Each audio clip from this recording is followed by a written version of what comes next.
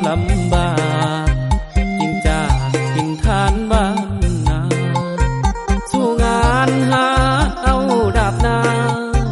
ก็เพราะหาเงินสร้างก่อน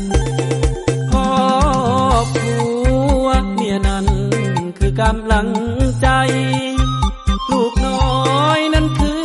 กำไรเป็นแห่งให้สู้